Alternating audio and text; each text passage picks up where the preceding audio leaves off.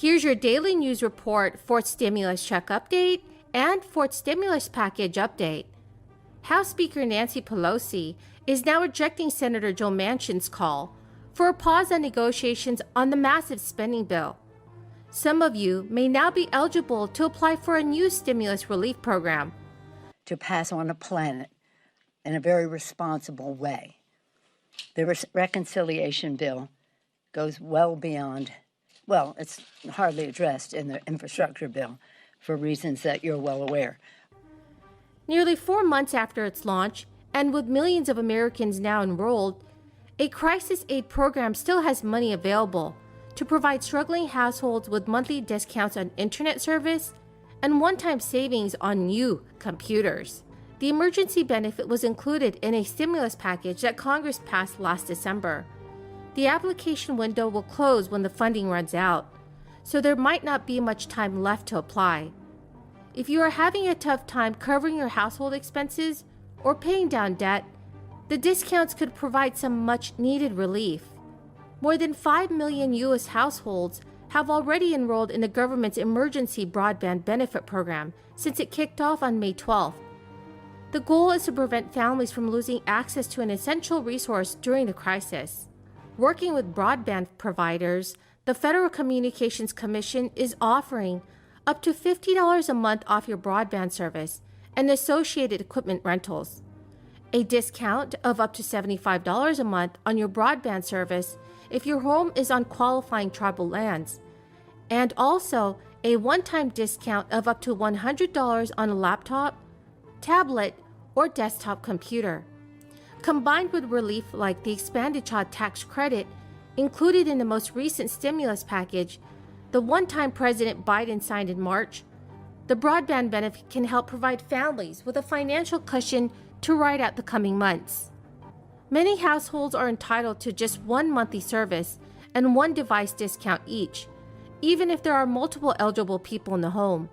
The benefits will be available until the $3.2 billion allocated for the program runs out, or until 6 months after the Department of Health and Human Services declares an end to this crisis, whichever comes sooner.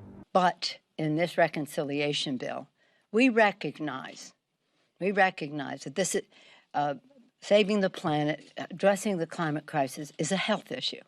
The air our children breathe, the water they drink, safety and the environment in which they can thrive. It's a jobs issue. Jobs. To be preeminent in the world in the new green technologies. Our initiatives are in furtherance of that, having America be in the lead. Departure from previous administration in terms of our public role in all of that. Healthcare, jobs, security. National security experts will tell you that the competition for habitat and resources causing migrations and conflicts are a national security issue. Healthcare, jobs, security, and morality. If you do believe that this planet, as I do, that this planet is God's creation, then we have a moral responsibility to be good stewards of it. But even if you don't share that religious belief, everybody knows that I hope everybody accepts the fact that we have a moral responsibility to our children to pass on this planet in the most responsible way possible. And the president has laid out serious goals in terms of emissions and the rest, and we plan to honor that in the reconciliation bill as we go forward. So it's about the future. It's about building back better, not reinforcing the past, but taking us into the future for the children. On another note, as we see the wildfires in the West, we see them at home. The smoke, it's so devastating. As you see the floods of Ida, the storms of Ida in the south and in the northeast, Mother Nature is not happy with us in terms of how we recognize what challenges face us.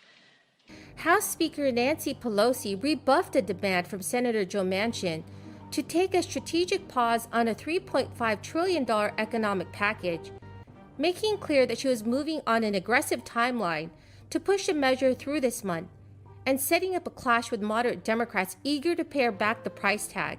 Obviously, I do not agree, Pelosi told CNN News when asked about Manchin's highly publicized demand for Congress to hit the brakes on fulfilling a bulk of President Biden's domestic agenda this month.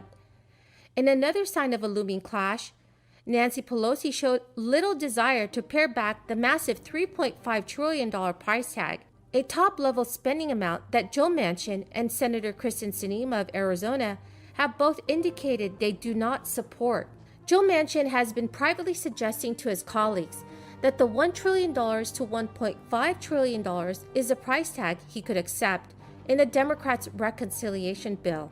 This is according to a source who has spoken to him.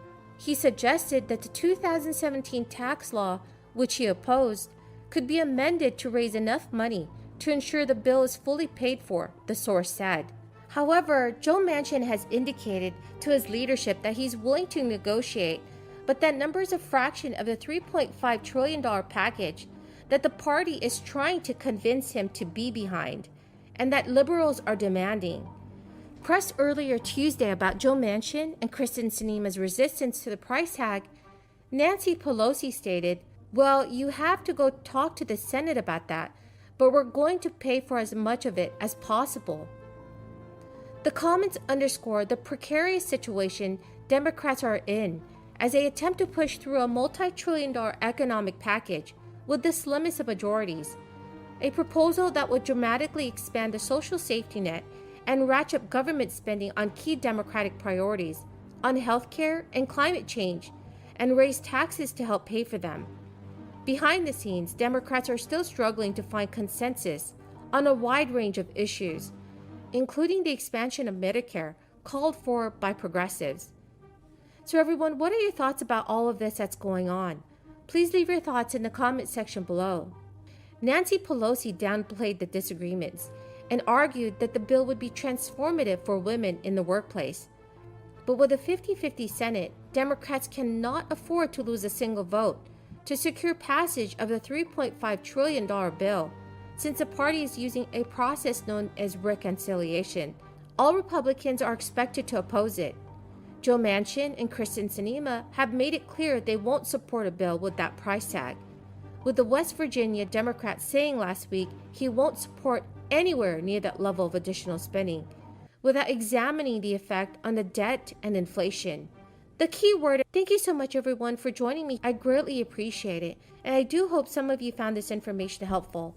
Please subscribing to my channel, liking this video, and commenting below the keyword of the day. Thank you so much everyone, and have a very blessed Wednesday.